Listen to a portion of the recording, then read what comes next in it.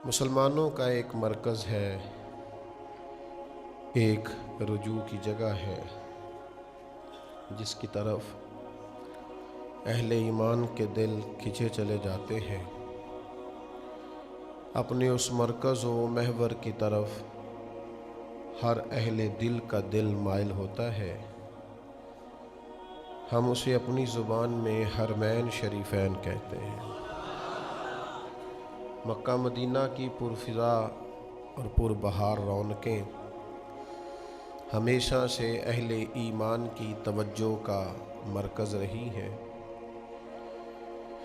اللہ تبارک و تعالی نے قرآن مجید میں فرمایا کہ وَأَتِمُّوا الْحَجَّ وَالْعُمْرَةَ لِلَّهِ، فرمایا حج اور عمرہ پورا کرو اللہ کی رضا کے لیے، محض اپنے رب کو راضی کرنے کے لیے، اس کی خوشنودی حاصل کرنے کے لیے، اس کی رضا کو پانے کے لیے حج اور عمرہ کرو۔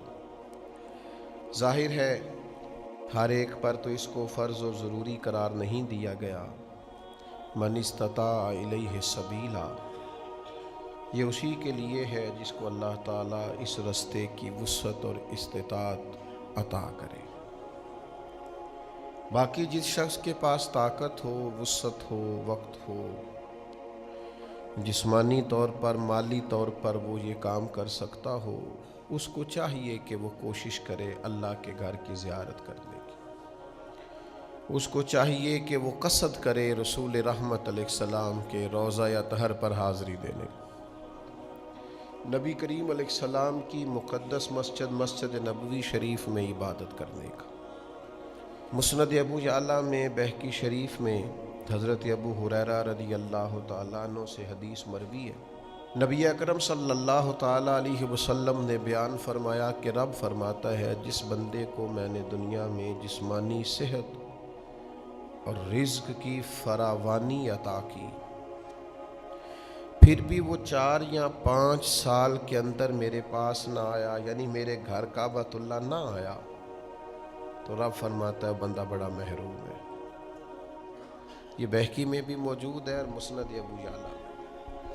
اللہ نے وسعت دی ہے، اگرچہ علماء نے لکھا ہے کہ یہ وجوبی حکم نہیں ہے، کیونکہ حج صرف زندگی میں ایک بار ہی فرض ہے، لیکن اگر جسم میں بھی طاقت ہو اور مالی طور پر بھی وسعت ہو تو حدیث یہی بتاتی ہے کہ کم از کم 5 سال میں ایک دفعہ اگر اللہ رسول کی بارگاہ کی حاضری ہو جائے تو این سعادت بزور بازو نیست۔ تو بھائی کوشش کی جائے، ہمت کی جائے، بیت اللہ شریف کا سفر کیا جائے۔ نبی اکرم صلی اللہ تعالیٰ علیہ وسلم نے جا بجا بیت اللہ شریف کی حاضری کے فضائل بیان کیے۔ حضور علیہ السلام نے فرمایا، مسجد نبوی میں نماز پڑھو گے تو 50,000 نمازوں کا ثواب ملے گا، اور حرم مکی میں نماز ادا کرو گے تو 1,00,000 نمازوں کا ثواب ملے گا۔ لیکن شرط کیا ہے؟ شرط یہ ہے کہ آداب کا ضرور خیال رکھا جائے۔ اللہ نے توفیق دی ہے، بہت زیادہ مسلمان راستے آسان ہو گئے ہیں، اب تو کپڑوں کی استری نہیں ٹوٹتی اور حرم آ جاتا ہے، 4-5 گھنٹے کی فلائٹ کی سہولت کے ساتھ لوگ وہاں حاضر ہو جاتے ہیں۔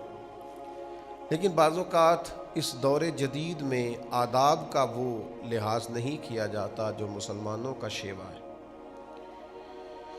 موبائل نے، فوٹو بازی نے، مووی نے، سٹیٹس لگانے نے، سوشل میڈیا چلانے نے بعض اوقات کچھ چیزوں کو غیر مناسب کر دیا۔ کچھ جگہ ایسی ہوتی ہیں جہاں تو سانسوں کی آواز بھی ذرا آہستہ سے لینی چاہیے۔ اقبال کہتے ہیں کہ نبی پاک علیہ السلام کا روزہ وہ روزہ ہے کہ ادب گاہ ہیست زیر آسماں از عرش نازک تر، کہتے ہیں یہ آسمان کے نیچے وہ جگہ ہے جو اللہ کے عرش سے بھی زیادہ نازک۔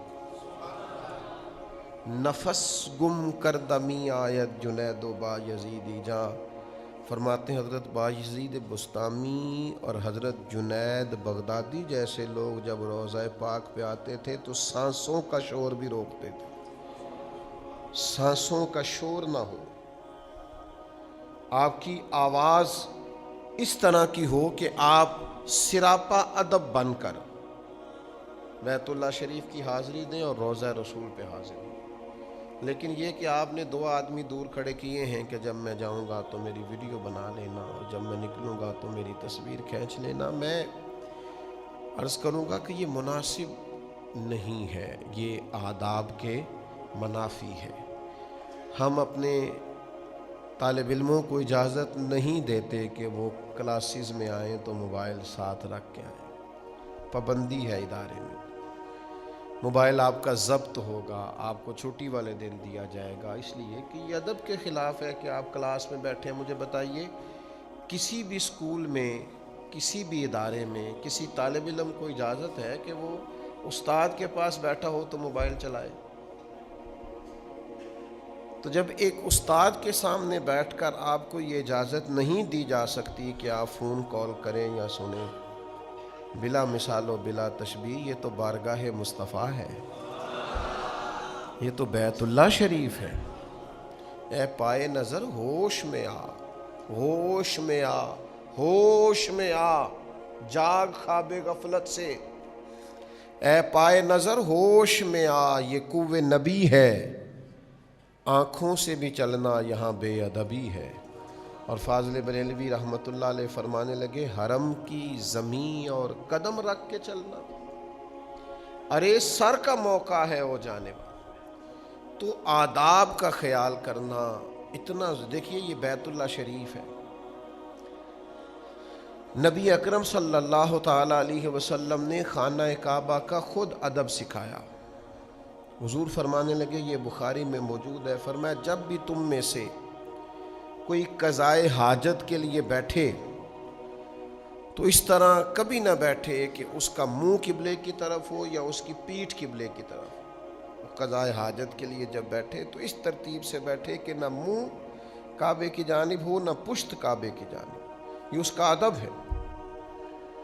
ہمیں اپنے گھروں میں واش روم بھی اس ترتیب سے ترتیب دینے چاہیے کہ نہ ان کا منہ کعبے کی طرف ہو نہ پشت کعبے کی طرف. اس کا لحاظ رکھنا نہایت ضروری ہے، نبی پاک علیہ السلام نے تلقین فرمائی.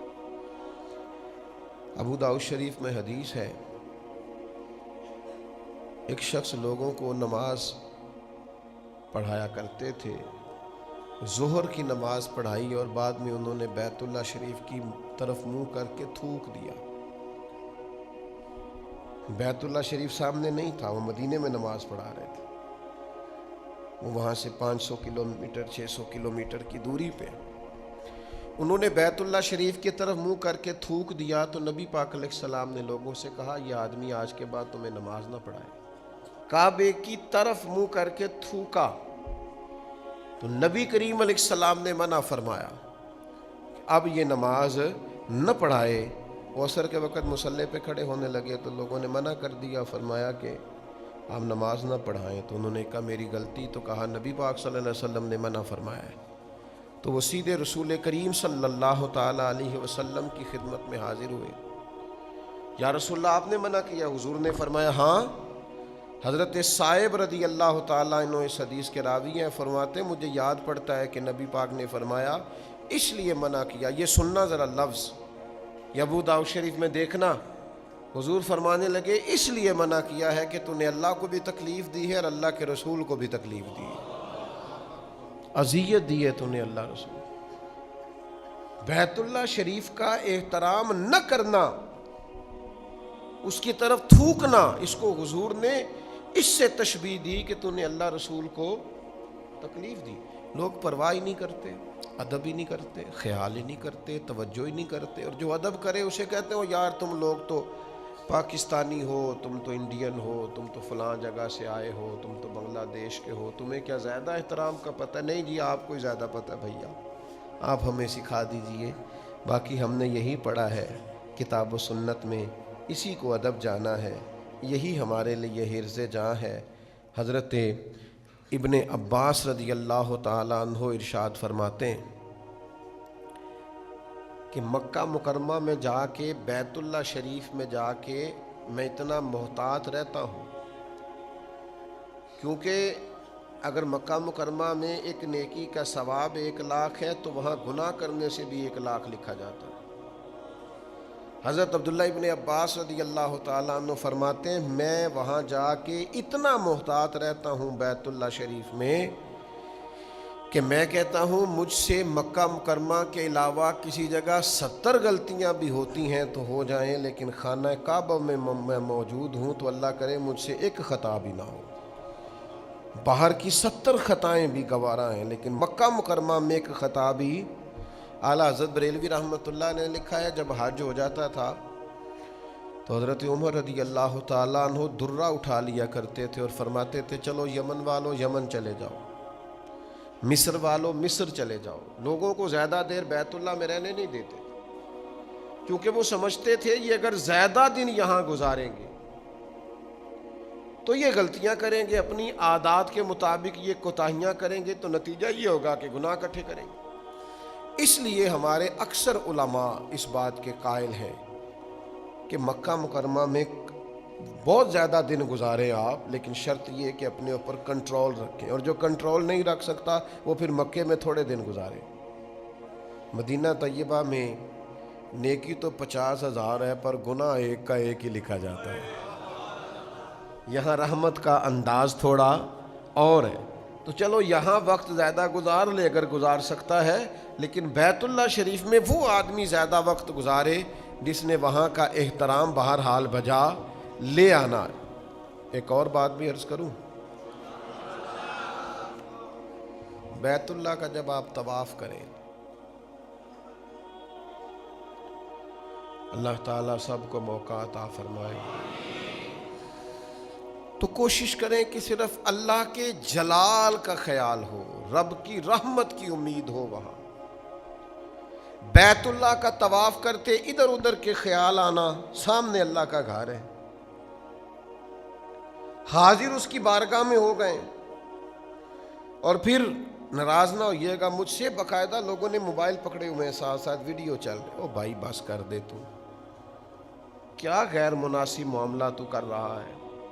میرے عزیز، کوئی غیر کا خیال نہ ہو، کوئی۔ امام غزالی رحمۃ اللہ علیہ نے لکھا ہے، حضرت وہب ابن منبہ فرماتے کہ بیت اللہ شریف اللہ کے حضور عرض کرتا ہے اے اللہ میں تیری بارگاہ میں فریاد کرتا ہوں، اور اے جبریل تیرے سامنے بھی میں شکایت کرتا ہوں کہ یہ جو طواف کرنے والے ہیں یہ مجھ پر ستم کرتے ہیں۔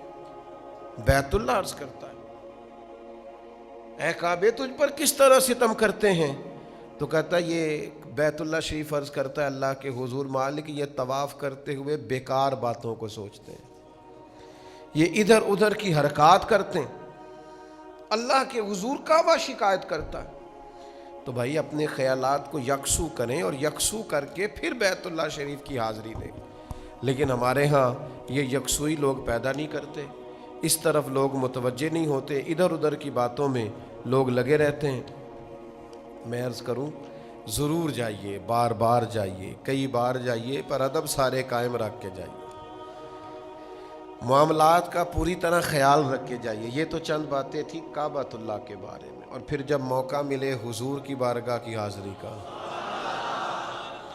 یعنی حاجیوں آؤ شہنشاہ کا روضہ دیکھو، کعبہ تو دیکھ چکے ہو اب کعبے کا بھی کعبہ دیکھو۔ اور کسی درویش نے کہا تھا کہ مجرم ہو تو منہ اشکوں سے دھوتے ہوئے آؤ، آؤ نہ در تواب پہ روتے ہوئے آؤ، قرآن میں موجود ہے توبہ کا طریقہ، بس سرکار کی دہلیز سے ہوتے ہوئے آؤ، حضور کی بارگاہ سے ہوتے ہوئے آؤ۔ نبی پاک کی مدینہ طیبہ کی حاضری یہ بہت بڑی سعادت ہے، اور این سعادت بزور بازو نیست تا نہ بخشندہ خدا بخشند۔ یہ وہ سعادت ہے جو بازو کی قوت سے نہیں ملتی، یہ تبھی ملتی ہے جب رب چاہتا ہے۔ کوئی پیسوں کے زور پہ نہیں جا سکتا، تعلقات کے زور پہ نہیں جا سکتا۔ کسی شاعر نے کہا تھا کئی دولتاں والے رہ جاندے تے مسکین نظارے کر دے نے، میراں دی گل نہ غریباں دی گل لے، مدینے چ جانا نصیباں دی گل لے۔ یہ تو کرم ہوتا ہے تو بات بنتی ہے۔ تو وہاں کے بھی آداب ہیں، وہاں کے بھی آداب۔ پہلی بات تو یہ ہے کہ سفر میں مشکلات آتی ہیں، کبھی فلائٹ لیٹ ہونے کا مسئلہ ہے، کبھی وہاں کچھ تھوڑی دشواری آ گئی ہے، کچھ مسائل ہیں، انسان کو درپیش رہتی ہیں چیزیں۔ کیا خوبصورت انداز میں نبی پاک نے تسلی دی۔ اس سفر محبت میں اگر کہیں کوئی دشواری آ جائے، کوئی تکلیف سہنی پڑ جائے، تو کس ترتیب سے سرکار نے قلبی راحت کا سامان کیا۔ حضور فرمانے لگے، جو شخص مدینہ طیبہ کی سختیوں اور مصیبتوں پر صبر کا دامن ہاتھ سے نہیں چھوڑے گا، فرمایا میں قیامت والے دن اس کا گواہ بھی بنوں گا اور اس کی سفارش بھی کروں گا۔ صبر کرے تکلیفوں پر، مشکلات پر صبر کرے، میں اس کا گواہ بن جاؤں گا۔ بہت بڑی نعمت نہیں کہ آپ نے تھوڑا سا صبر کیا اور حضور کی شفاعت نصیب ہو گئی، نبی پاک کی گواہی مل گئی قیامت کے دن۔ بہت بڑا اعزاز نہیں؟ اس اعزاز کو لینے کی کوشش کریں، اس سعادت کو سمجھنے کی کوشش کریں، اس پر متوجہ ہوں۔ اس حدیث کے دامن سے پھوٹنے والی ضیاؤں سے اپنے باطن کو نورانی کریں، اور بڑے بردبار ہو کر، بڑے تحمل کے ساتھ، بڑی وفاداری کے ساتھ، بہت بڑے حوصلے اور خوبصورتی کے ساتھ جائیں۔ وہاں کچھ لوگ جاتے ہیں تو انہیں جلدی بڑی ہوتی ہے، بڑی جلدی۔ آپ بیت اللہ شریف جائیں اطمینان سے۔ وہ اب تو خیر حالات اور طرح کے ہو گئے، ورنہ پرانے لوگ نا کچھ چٹکیاں کاٹتے تھے، چٹکلے چھوڑتے تھے تو وہ بڑا اثر رکھتے تھے۔ یعنی کوئی آدمی بس میں پہلے گھسنے لگتا تھا نا، یا جہاز میں پہلے جانے لگتا تھا، تو لوگ کہتے تھے بھائی اسے جانے دو، اس نے پہلے پہنچنا ہے۔ حالانکہ وہ پہلے پہنچ سکتا، سب کے ساتھ ہی گاڑی نے چلنا ہے، سب کے ساتھ ہی جہاز نے اڑنا ہے۔ تو کچھ لوگوں کو نا بلا وجہ کی بے قراری ہوتی۔ اطمینان رکھا جائے، سکون رکھا جائے۔ اب بیت اللہ شریف حاضر ہوں تو سرکار کی بارگاہ میں جائیں۔ ایک قبیلہ وفد عبد القیس حضور سے ملنے کے لیے آیا، تو کچھ قبیلے کے لوگ جلدی جلدی حضور کی بارگاہ میں حاضر ہو گئے، لیکن ان کے سردار نے کیا کیا، وہ ذرا رکا، پہلے کپڑے بدلے، غسل کیا، اور پھر وہ تھوڑا سا تیار ہو کر اطمینان سے کریم کی بارگاہ میں حاضر ہوا۔ اللہ کے حبیب صلی اللہ تعالیٰ علیہ وسلم فرمانے لگے، تمہاری دو عادات اللہ کو بڑی پسند ہیں۔ یا رسول اللہ صلی اللہ علیہ وسلم کون کون سی؟ فرمایا ایک تمہارا حلم اور دوسرا تمہاری بردباری۔ یہ تمہاری طبیعت میں ٹھہراؤ ہے نا، یہ اللہ کو محبوب ہے۔ آپ حرمین شریفین جائیں تو بردباری کا مظاہرہ کریں، وفاداری کا مظاہرہ کریں، اپنی زبان کو کچھ عرصے کے لیے شکووں سے، شکایات سے، بلا وجہ کی گفتگو سے اپنے آپ کو پاک کریں۔ مجھے ایک دوست نے پوچھا حرم شریف جا کے کس طرح رہنا چاہیے؟ میں نے کہا جس طرح بندے نے روزہ نہیں رکھا ہوا ہوتا۔ روزہ دار کی ایک مخصوص حالت ہوتی ہے، اس کے ذہن میں ایک اثر ہوتا ہے کہ میں روزہ دار ہوں، تو بہت سارے معاملات کے اندر اس کا رویات تبدیل ہو جاتا ہے، بہت ساری چیزوں کے اندر اس کے اندر ایک عجیب قسم کا احساس ہوتا ہے کہ میں نے روزہ رکھا ہوا ہے۔ حرم شریف جائیں تو آپ کا احساس اس طرح کا ہو، اللہ کے گھر کی حاضری دیں تو آپ کا رویہ اس طرح کا ہو کہ آپ میں یہ احساس ہو کہ میں اس پاک جگہ پہ حاضر ہوں جس جگہ پہ اللہ تعالیٰ کی رحمت اور اس کا کرم ہر دم برستا ہے۔ اور وہاں کے جو مقامی لوگ ہیں، صحیح العقیدہ مسلمان، ان کے لیے اپنے دل میں بڑا ادب کا جذبہ رکھیں۔ خاص بات کر رہا ہوں، اپنی طبیعت میں ان کے لیے احترام پیدا کریں۔ اللہ کے حبیب صلی اللہ تعالیٰ علیہ وسلم نے فرمایا، جو شخص اس شہر والوں یعنی مدینہ طیبہ کے رہنے والوں کے ساتھ برائی کا ارادہ کرے گا، اللہ تعالیٰ اسے دوزخ میں اس طرح پگھلا دے گا جس طرح پانی میں نمک پگھل جاتا ہے، پگھل جائے گا وہ آدمی، جس طرح کے پانی میں نمک پگھل جاتا ہے، پتہ ہی نہیں چلتا، وجود ہی ختم ہو جاتا ہے۔ تو جو اہل مدینہ کے بارے میں برائی کا ارادہ بھی کرے، احترام کے رویے ہر وقت پیش نظر رہنے چاہیے۔ ہر وقت انسان کے دل میں خیال ہونا چاہیے کہ اللہ تعالیٰ کی بارگاہ میں حاضر ہوں۔ اور پھر نبی پاک صلی اللہ تعالیٰ علیہ وسلم کے صحابہ، دیکھیں نا، میں اوروں کی بات نہیں کرتا، ہمارا تو ویسے بھی عقیدہ ہے، ہمارا تو عقیدہ ہے کہ نبی کریم اپنی قبر انور میں بالکل حیات ہے، اور حضور ہر آنے جانے والے کو دیکھ رہے ہیں۔ سر پہ سجا کے درود و سلام کی گھڑولیاں، وہ عاشقوں کا دور، وہ محبت والوں کی ٹولیاں، لب واں ہیں آنکھیں بند ہیں پھیلی ہے جھولیاں، کتنے مزے کی بھیک تیرے پاک در کی ہے۔ وہاں جس حسن کے ساتھ لوگ، ہمارا عقیدہ ہے کہ محبوب پاک صلی اللہ تعالیٰ علیہ وسلم موجود ہے، تو صحابہ جس طرح حضور کی بارگاہ میں جاتے تھے اور کہتے تھے ہمیں یوں لگتا ہے جیسے ہمارے سروں پہ پرندے بیٹھے، ذرا سی حرکت کی تو پرندے اڑ جائیں گے۔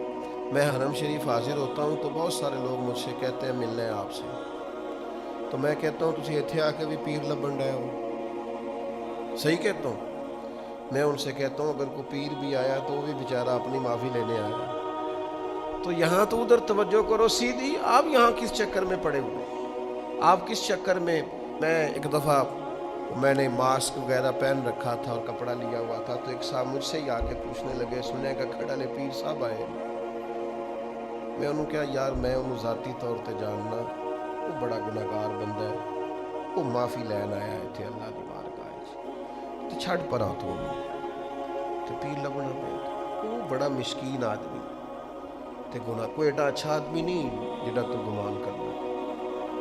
انہیں سمجھا کہ شاید کو کسی اور مسلک دا بندہ ہے، وہ تھوڑا رینج ہو گیا، کہنے لگا خبردار تساں گل کیتی تھی۔ تو وہ چلا گیا۔ 2-4 دنوں کے بعد میں ٹوٹیوں پہ وضو کر رہا تھا تو پھر مجھے مل گیا، کہنے لگا تساں ادھر بڑی زیادتی کیتی ہے۔ میں کہا میں کوئی غلط گل نہیں کیتی، میں تینوں دسیا ہے کہ میں انہوں ذاتی طور تے جاننا۔ ہاں میں اسے جانتا ہوں، من آنم کے من دانم، پتہ سارا ہے سردار نو کیتیاں، پردہ چپایا ہی چل تیرا پلا ہو سی۔ تو میں نے کہا پھر تمہیں کیسے پتہ چلا؟ کہنے لگا وہ میں گھر گیا تو میری اماں بڑی فقیر صفتے، انہیں مینوں آکھیا چلا ہوئے ہیں وہ آپ ہی سن، اور کسی نو کی لوڑ سی انجی دی گل کرنے، اور تو چلا ہے، تو گل نو سمجھے ہی نہیں۔ تو آداب میں حرم شریف میں جانے والے دوستوں کی خدمت میں ہمیشہ عرض کرتا رہتا ہوں کہ زیادہ وقت اعتکاف کی نیت سے مسجد میں گزاریں، کثرت سے نفل پڑھیں، تلاوت کریں، عبادت میں مشغول رہیں، درود و سلام کے گجرے عرض کریں، زیادہ سے زیادہ وقت استغفار میں گزاریں، قرآن مجید پر خوب وہاں آپ وقت دیں، توجہ دیں، تلاوت کریں۔ ادھر ادھر پھرنا، عبادت کے لیے گئے ہوئے ہیں، عبادت کو ٹائم دیں۔ مسجد نبوی شریف میں آپ ایک نماز پڑھیں گے 50,000 نمازوں کا ثواب ملے گا، تو یہ کہیں ملے گا دنیا میں؟ اور تو بجائے اس کے کہ اپنے وقت کو ضائع کیا جائے، آپ زیادہ سے زیادہ اوقات مسجد شریف میں گزاریں، عبادت میں گزاریں، تلاوت میں گزاریں، درود و سلام میں گزاریں، ذکر و فکر میں گزاریں۔ اور اس سے زیادہ کچھ کرنا ہو، اس سے زیادہ کچھ کرنا ہو تو پھر رج کے درود و سلام پڑھیں، اور بہت زیادہ حضور کی بارگاہ میں نذرانہ درود و سلام عرض کریں، اور بار بار عرض کریں۔ 70,000 فرشتے صبح آتے ہیں حضور کی بارگاہ میں، اور 70,000 فرشتے شام آتے ہیں، اور جو فرشتہ ایک دفعہ گنبد خضرا شریف پہ حاضری دیتا ہے پھر قیامت تک دوبارہ اس کی باری نہیں آئے گی۔ اے سرکار دے امتی نے جیڑے موڑ موڑ کے بلائے جاندے نا، اس کی دوبارہ باری نہیں آتی۔ تو یہ سعادتیں ہیں جو نصیب ہوتی ہیں، یہ کرم ہے جو عطا ہوتا ہے، تو اس کو کرم سمجھیں۔ آپ کو اللہ تعالیٰ نے بہت وسعت دی ہوگی، آپ بار بار حاضر ہو سکتے ہوں گے، لیکن ہر بار آپ کا جذبہ جوان ہو، آپ کا ذوق توانا ہو، آپ کی فکر باوضو ہو، آپ کے جملے طہارت والے ہوں، اور وہاں کسی کی تصویر کھینچنے کی بجائے وہاں جائیں تو امت کے لیے دعا کریں، وہاں جائیں تو جس سے بڑا پیار ہے اس کو بتانے کی ضرورت نہیں، اس کے لیے دعا کریں۔ وہاں سے جو خزانہ اصل میں اکٹھا کرنا ہے وہ دعاؤں کا خزانہ، وہاں جم جم کے مانگیں، سب کے لیے مانگیں اور رج رج کے مانگیں، اور یہ حدیث ذہن میں رکھ کے مانگیں کہ نبی پاک نے فرمایا جو دعا تم کسی کے لیے مانگتے ہو نا، اللہ تمہارے سرانے فرشتہ کھڑا کر دیتا ہے، وہ تمہاری دعا پہ آمین بھی کہتا ہے، اور یہ بھی کہتا ہے یا اللہ جو اس نے اپنے بھائی کے لیے مانگا پہلے اسے عطا فرما۔ کتنی بڑی سعادت ہے، آپ نے تو اس کے لیے مانگا تھا، آپ کے لیے فرشتے نے مانگا ہے، تو یہ دعا تو بڑی عظیم ہے اور بڑی آگے نکل گئی ہے۔ تو لہٰذا حرمین شریفین کا شوق بھی ضرور پیدا کریں، ذوق بھی۔ کچھ لوگ تنقید بھی کرتے ہیں، کسی حد تک وہ تنقید غلط بھی نہیں ہوتی، کہتے ہیں وہ نفلی عمرے بڑے کرتا ہے، چلو کسی غریب کی مدد کر دے، لیکن میں نے ایسے لوگوں کو دیکھا جو عمرے بھی کرتے ہیں اور غریبوں کی مدد بھی کرتے ہیں، تو اگر دونوں کام کر رہے ہیں تو چلو ٹھیک نہیں۔ اور پھر میں اکثر دوستوں سے کہا کرتا ہوں جو بار بار جا رہا ہے اسے جانے دو، یہ نہ ہو کہ آج کل لوگوں نے سیر کے لیے بڑی جگہ بنا لی ہے، وہ عبادت کے لیے نہ جائیں تو معاذ اللہ کہیں سیر کو نکل جائیں۔ اب لاکھوں کروڑوں روپیہ لوگ سیروں پہ بھی لگا دیتے ہیں، یہ بھی بڑا مسئلہ ہے۔ تو شکر کرو عبادت کے لیے جا رہے ہیں، وہاں حاضری کے لیے جا رہے ہیں، تو یہ ذوق بھی پیدا کریں، جوان عمر میں جائیں اور بزرگوں کو لے جائیں تو ساتھ لے کے جائیں، لیکن ان سارے آداب کو، اس ساری کیفیت